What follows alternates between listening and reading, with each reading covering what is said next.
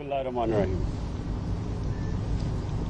मैं आज इसलिए प्रेस कॉन्फ्रेंस कर रहा हूँ, मैंने कल करनी थी क्योंकि कल जेआईटी के बाद जो आखिरी जेआईटी के बाद जो उन्होंने सुप्रीम कोर्ट में पेश करनी है फाइनल रिपोर्ट, तो असल में तो उसके बाद करनी थी। लेकिन जो मैंने कल 4 वज़ीरों की प्रेस कॉन्फ्रेंस देखी तो मैं समझता हूँ कि ये सारे पाकिस्तानियों के लिए, जो भी देख रहे थे, सबके लिए बड़ी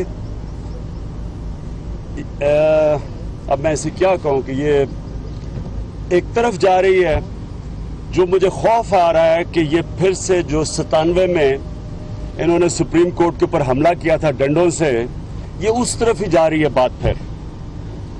और वो इन्होंने सुप्रीम कोर्ट के ऊपर 97 में हमला इसलिए किया था कि इनको खौफ आ गया था कि सजाद अली शाह की जो अदालत है, सुप्रीम कोर्ट है, वो फैसला इनके खिलाफ करने लगा।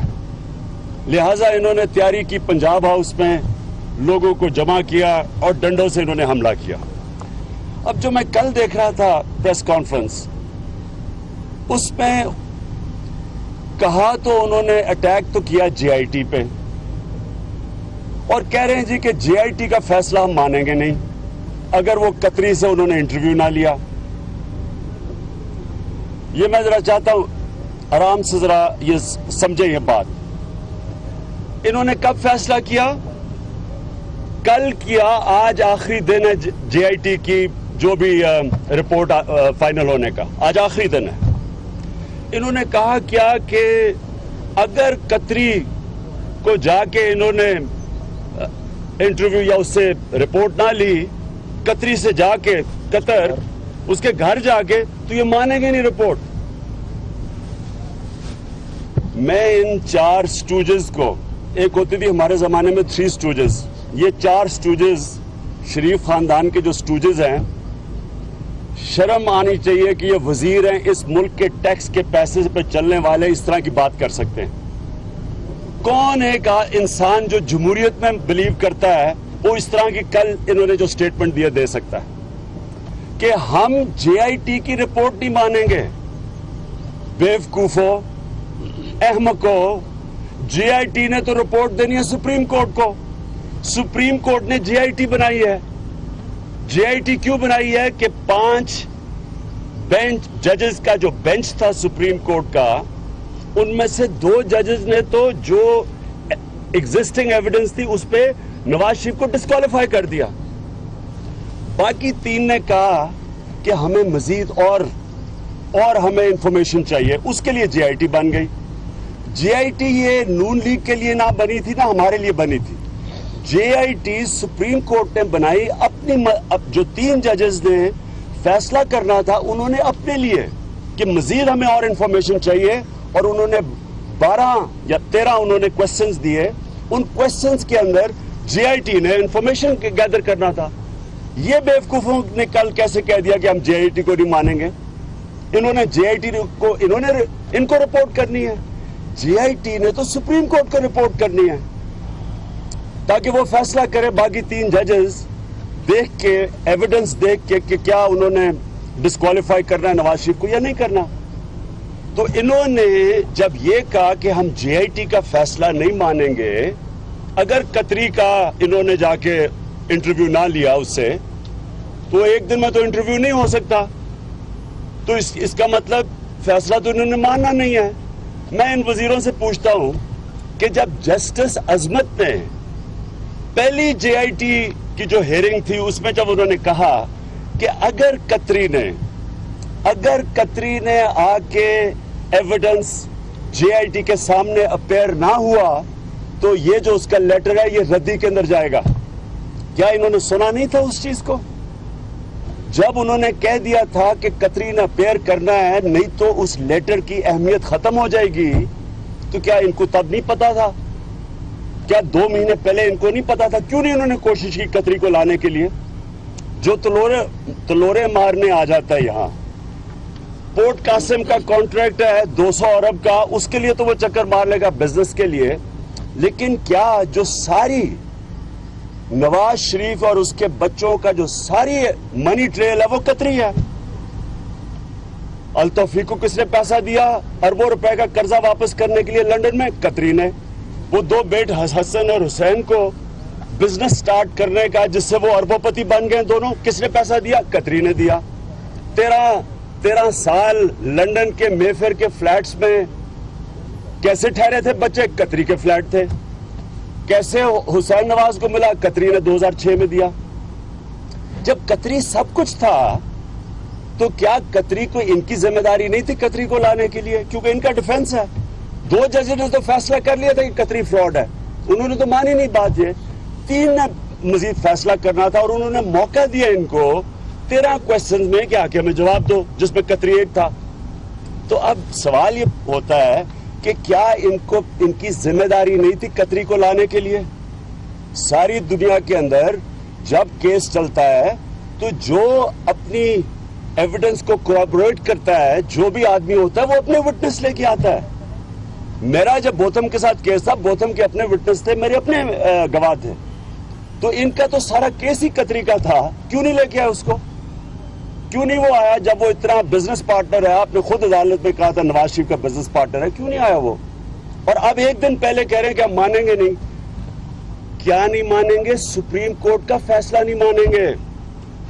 जीआईटी को तो कोई फैसला देना ही नहीं है, जीआईटी ने तो रिपोर्ट सुप्रीम कोर्ट को देनी है। तो इसका मतलब ये सुप्रीम कोर्ट का फैसला नहीं मानेंगे। इसलिए मैं आज प्रेस कॉन्फ्रेंस कर रहा हूं कि ये जब ये कहते हैं कि हम सुप्रीम कोर्ट का फैसला नहीं मानेंगे, मैं इनसे पूछता हूं कि क्या ये कोई बनाना रिपब्लिक है? क्या ये आप बनाना रिपब्लिक बनाना चाहते हैं इसको? सारे इदारे तो आप तबाह कर बैठे हैं। सारे इदारों का तो हाल ये है, वो जो अब एफआईए ने, जब सुप्रीम कोर्ट ने एफआईए को कहा तो उन्होंने जाके पता चला कि एससीसीपी के चेयरमैन, जिसको दार ने खास लगवाया था, इसाक दार ने, उसने खुद ही एफआईए ने बताया कि इसने वो डॉक्यूमेंट्स इसने टेम्पर किया है एविडेंस के साथ, फौजरी की है। वो जो चौधरी शुगर मिल नवाज शरीफ की जो मनी लॉन्ड्रिंग की एक और तरीका था, उन्होंने क्या फौजरी की है। एससीसीपी के चेयरमैन, सारे इदारे तो उन्होंने तबाह कर दिए। और फिर साजिश हो गई जी, जीआईटी साजिश हो गई।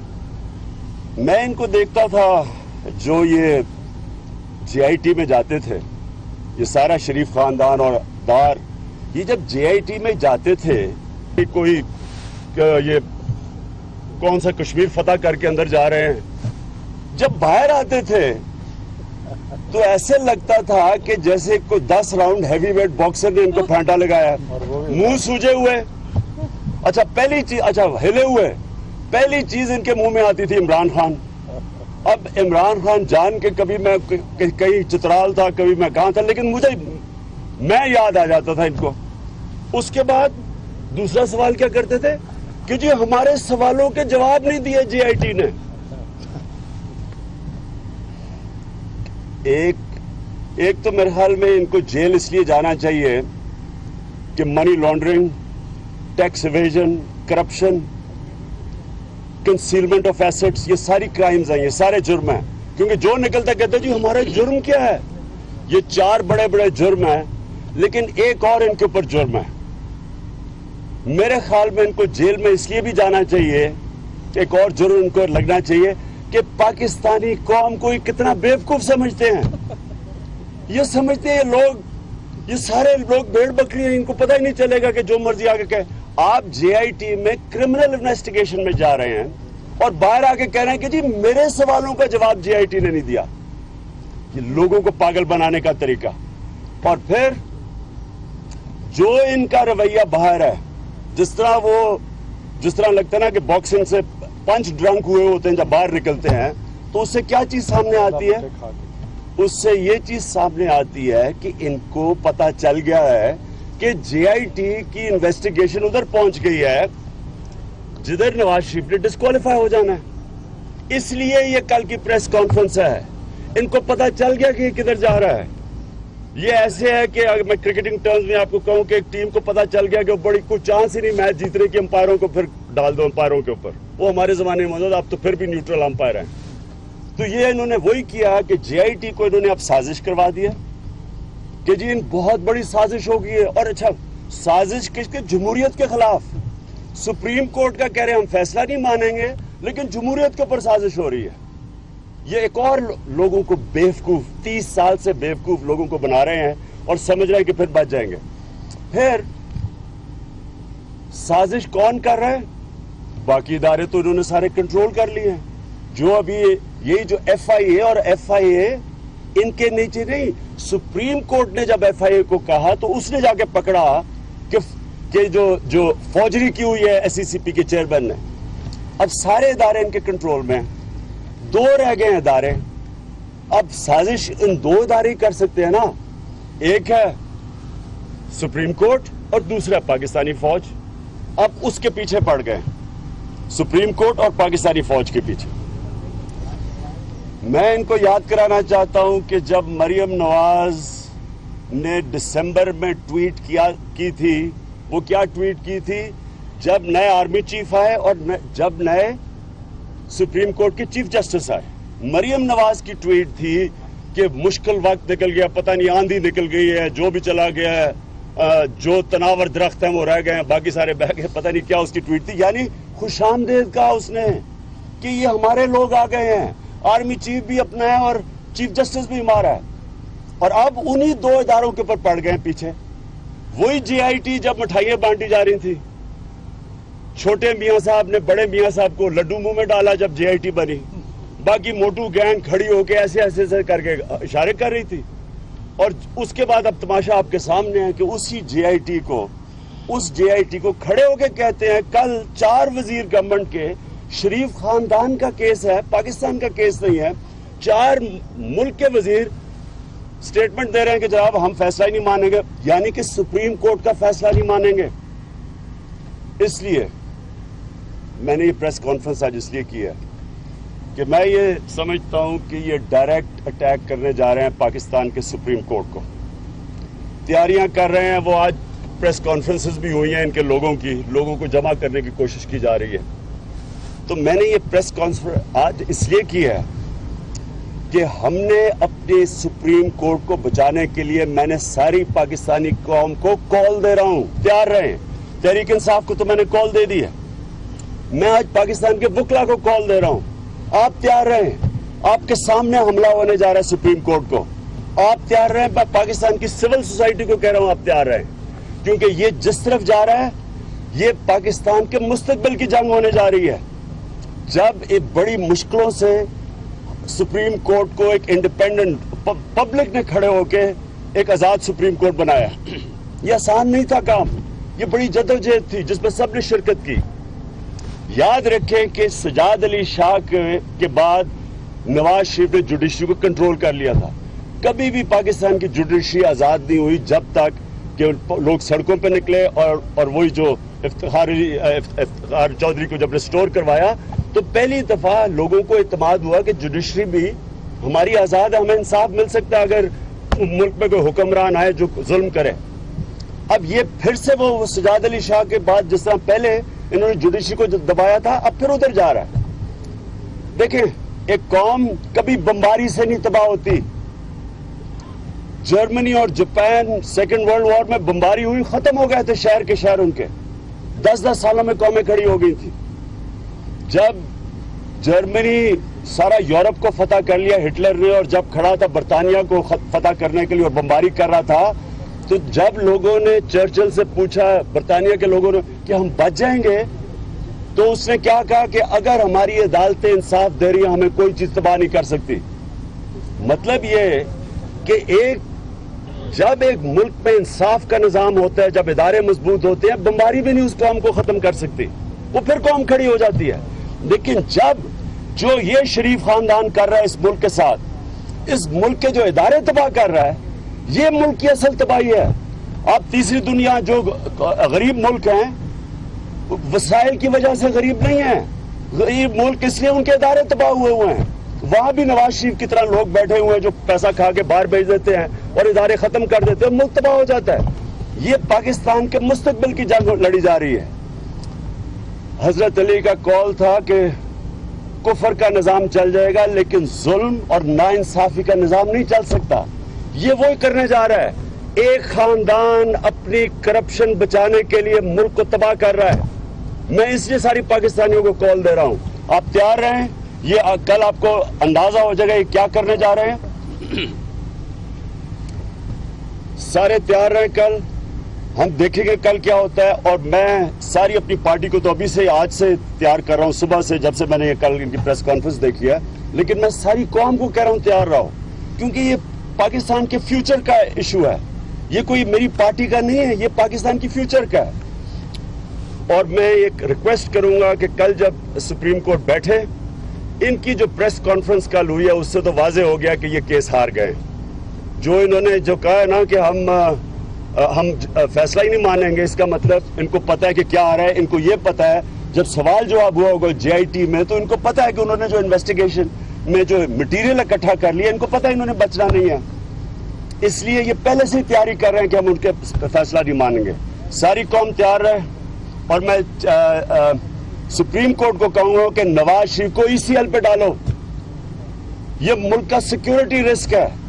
یہ اس وقت جو کر رہا ہے پاکستان کے ساتھ اپنے پیسے, اپنی کرپشن بچانے کے لیے, یہ ملک کو تباہی کی طرف لے کے جا رہا ہے. اس کو ECL پہ ڈالو. اور میں یہ کہوں گا کہ اسے کہ اسٹیپ ڈاؤن کرے. یہ سارے ملک کو گروی رکھا ہوا اس نے. ملک میں سارا وہ وزیروں کا کیا یہ کام ہے کہ اس خاندان کی کرپشن بچانا؟ وہ ایک ان کا وہ جو ان کا ایک بڑا سوڈو انٹلیکچوئل بنتا ہے, وہ بار بار کہتے ہیں جی ڈیولپمنٹ رک جاتی ہے. نواز شریف کے اوپر کرپشن کیس کی وجہ سے ڈیولپمنٹ رک رہی ہے. چائنا نے 200 وزیروں کو 3 سال میں پکڑا ہے کرپشن میں. 200 وزیروں کو. ان کی ڈیولپمنٹ تو اور بہتر ہو گئی ہے. لی کوان یو نے جب سنگاپور کو اٹھایا تھا تو سب سے پہلے اس نے 3 وزیر پکڑے تھے, اس نے کلین گورنمنٹ دی تھی, اس نے کرپشن کے اوپر قابو پایا تھا تو وہ اٹھا ہے. یہ کون سا ملک ہے کہ جناب اس کی کرپشن کے اوپر ہاتھ ڈالو تو ڈیولپمنٹ رک جاتی ہے؟ ڈیولپمنٹ رکے گی اس کی جب کرپشن پہ ہاتھ ڈالو گے. شریف خاندان کے بینک بیلنسز کی ڈیولپمنٹ کم ہوگی. ان کے جو گھر بنتے جا رہے ہیں, ان کی پراپرٹیز بنتی جا رہی ہیں. 3 اور sugar mills cotton growing area میں شہباز شریف نے آرڈر کر دیا, جس سے بڑی کرپشن کیا ہے. تو ان کو ڈیولپمنٹ, پاکستان ڈیولپمنٹ کی نہیں فکر, ان کی ذاتی ڈیولپمنٹ جو ہو رہی ہے اس کی ان کو فکر پڑی ہوئی ہے. میں سپریم کورٹ کو کہوں گا کہ یہ جس طرف جا رہا ہے اس کو سٹیپ ڈاؤن بھی کرائے, اس کو ECL کے اوپر ڈالے کل.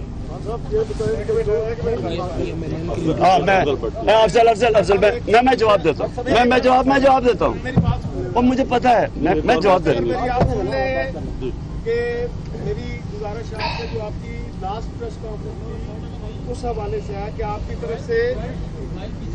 طرف سے یہ بات کہی گئی کہ میاں نواز شریف نے سارے میڈیا کو خرید لیا.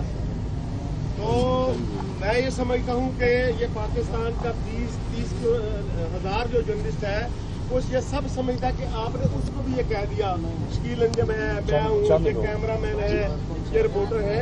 تو کائنڈلی کیونکہ ہم سب لوگ تو آپ کو پتا ہے آپ کے جدوجہد کرنے والے بھی ہیں اور قلم کے مزدور بھی ہیں. جی جی. تو اس حوالے سے جو پاکستان بھر کے جرنلسٹوں کی طرف سے مجھے فون آ رہے ہیں کہ خان صاحب سے یہ کوشچن کریں کہ آپ کو کراچی بیٹھا ہے, کوئی جرنلسٹ پشاور بیٹھا ہے, وہ بھی سمجھتا ہے کہ لوگ ہمیں کہہ رہے ہیں کہ آپ کو نواز شریف نے پیسے دے کے خرید لیا ہے. عمران خان صاحب نے کہا. جی میں بٹ صاحب میں اس کو کلیئر کرتا ہوں اس بات کو.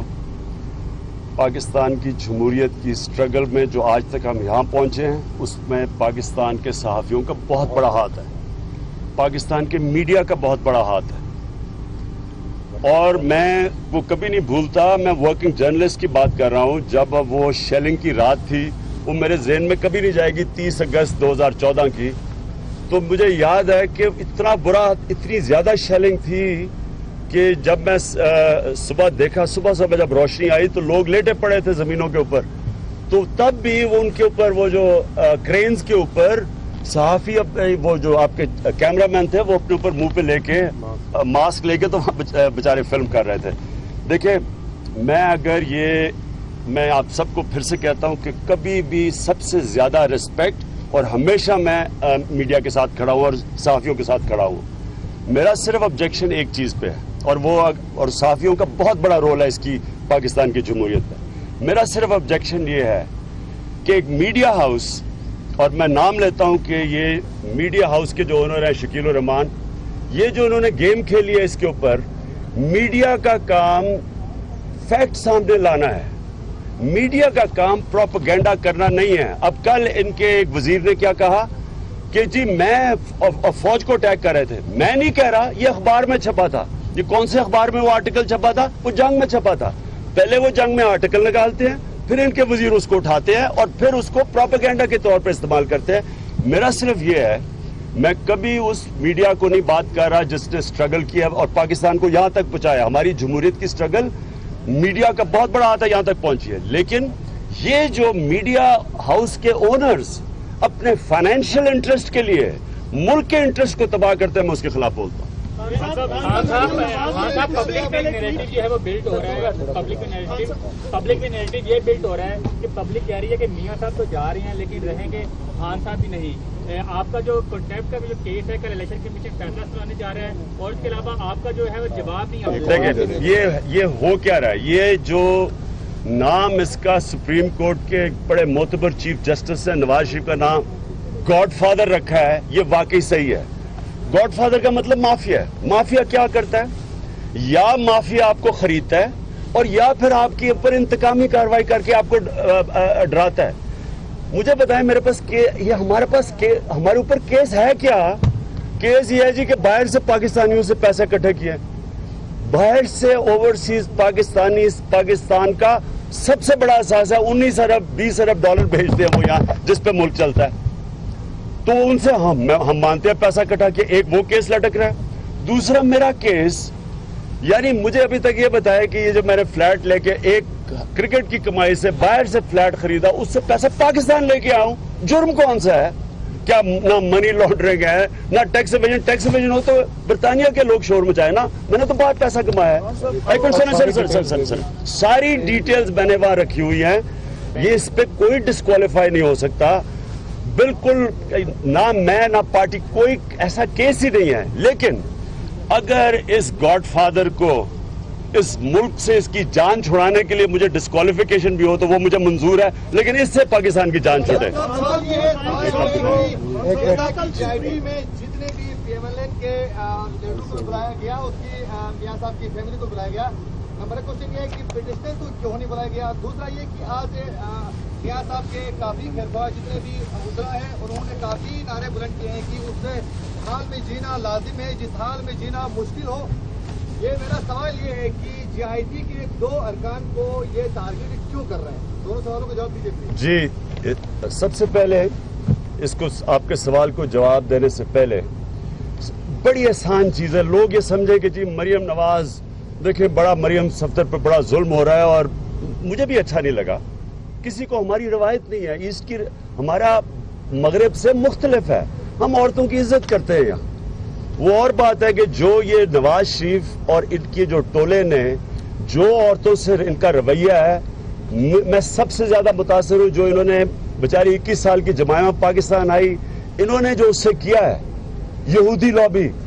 وہ بیچاری عیسائی تھی, مسلمان ہوئی, اس کو یہودی بنا کے یہودی لابی کی سازش 21 سال کی لڑکی کے اوپر, پھر اس کے اوپر ٹائلوں کا کیس کر دیا کہ یہ ٹائلیں اسمگل کر کے لے کے جا رہی ہے. وہ بیچاری 9 مہینے باہر اس نے گزارے.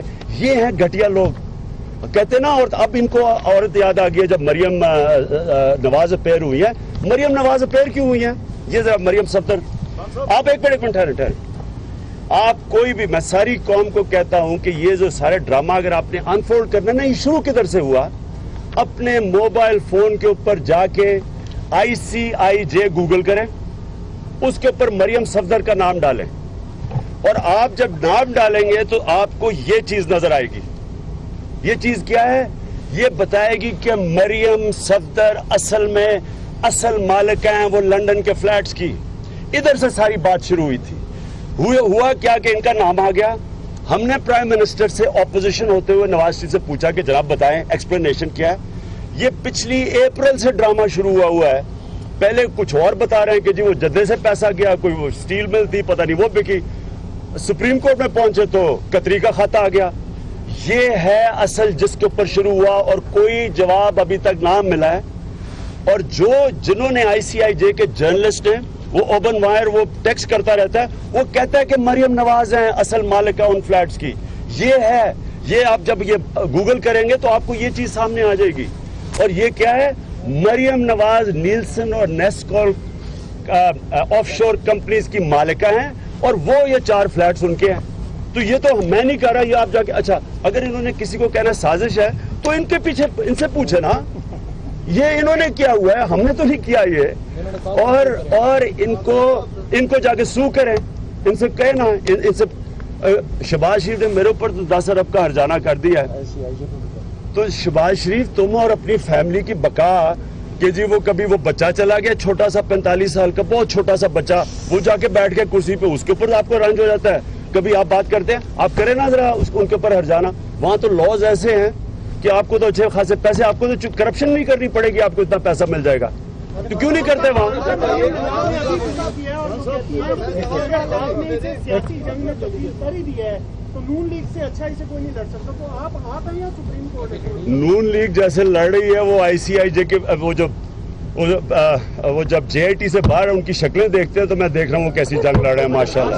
جی جب جے آئی ٹی تشکیل دی گئی تھی اس وقت آپ کی جانب سے پاکستان تحریک انصاف کے لوگوں کی جانب سے بڑی تنقید کی جاتی رہی تھی کہ یہ بھی کہا گیا کہ بند کمروں میں ہم جے آئی ٹی کو کام نہیں کریں گے، جب اب اس ٹائم نون لیگ جو تھی وہ مٹھائیاں بانٹ رہی تھی، اب اس کے الٹ ہو گیا، اب آپ جے آئی ٹی کے ساتھ کھڑے ہو گئے، وہ اس کے خلاف کیوں؟ ایسا تاثر کیوں ہے کہ انصاف جب ہمارے حق میں ہی وہ فیصلہ اس کو ہی انصاف کیا وجہ؟ میں آپ کو آپ نے بڑی اچھی بات کی، انہوں نے کہا جب جے آئی ٹی بنی تو کیا کہا تھا ہم نے ایک بات کہی تھی کہ نواز شریف کے ہوتے ہوئے وہ ادارے جو اس کے نیچے ہیں وہ کیسے کام کریں گے، وہ ثابت ہو گیا، وہ جو ایس سی سی پی چیئرمین کا ثابت ہو گیا ہے، اور ایف آئی اے نے خود نہیں کیا، جب سپریم کورٹ نے ایف آئی اے کو کہا تو انہوں نے جا کے پتہ چلوایا کہ وہ فراڈلنٹ ڈاکیومنٹس دے رہے ہیں اور ڈاکیومنٹس چھپا رہے ہیں، تو اس لیے ہم نے کہا تھا کہ ان کے نیچے ہوتے ہوئے کسی صورت یہ صحیح کام نہیں کر سکیں گے، اور انہوں نے جی اجاز صاحب نے کہا ہے کہ جو پروسیڈنگ ہوئی ہے ان کیمرہ اس تمام کیمرے اور تمام پروسیڈنگ ہے اور جے آئی ٹی کی وہ رپورٹ آنے بھی کی جائے، آپ اس کے بارے میں کیا کہتے ہیں، آپ کا کیا رویہ تھا؟ دوسرا جی میں پہلے یہ کہتا ہوں دیکھیں آپ کے اوپر بھی وہ کہہ رہے ہیں کہ آپ لوگ جے آئی ٹی میں پیشی ہوتے ہیں، آپ اشتہاری ہیں، آپ کیوں نہیں پیش ہو رہے؟ دیکھیں میں اس لیے کہہ رہا ہوں کہ ان کو جیل میں صرف ایک وجہ سے ڈالنا چاہیے، ایک اور وجہ سے، وجوہ تو بہت ہیں کہ یہ لوگوں کو کتنا بیوقوف سمجھتے ہیں اس قوم کو. وہ جے آئی ٹی بنی تھی، سپریم کورٹ نے اپنی جے آئی ٹی بنائی تھی، مزید اور انویسٹیگیشن کے لیے 3 ججز نے 2 فیصلہ کر بیٹھے ہیں. اب یہ جے آئی ٹی بنی ہے ان کے لیے نہ، ہمیں تو ہماری جتنی جو بھی ہماری پٹیشن تھی وہ مان گئے ہیں، انہوں نے مزید ان سے ایکسپلینیشن 13 چیزوں پہ مانگے تھے، اس کے لیے جے آئی ٹی بنی ہوئی ہے. آپ کے خلاف جو کورٹ کے اندر ہے وہاں سے آپ کرنے والی پولیٹیکلی موٹیویٹڈ ہمارے خلاف اچھا جو میرے اوپر دہشت گرد، مجھے دہشت گرد کے اوپر اشتہاری بنایا ہوا ہے، اب میں اس کا کیا جواب دوں؟ میں کیا بتاؤں؟ یہ ہے، میں آپ کو بتاؤں یہ ہے مافیا، اس کو کہتے ہیں مافیا. یعنی کتنے ہم نے کیس کیے ہوئے ہیں پختونخوا میں، بتائیں ان کے لوگوں کے خلاف، ایک بتا دیں ایف آئی آر کٹی ہوئی ہے، وہ امیر مقام جو چاروں طرف پھرتا رہتا ہے، اس کے اوپر ہم نہیں کر سکتے، اس کے اوپر تو وہ تو جو جیسے اس نے پیسہ بنایا ہے وہ سب جانتے ہیں، کیا اس کے اوپر ایف آئی آر نہیں کاٹ سکتے؟ ایک نہیں ہے کسی پہ، یہاں سب کے اوپر ایف آئی آر ہے، جتنے یہاں کھڑے ہم سب پہ ایف آئی آر کاٹی ہوئی ہے. جی باری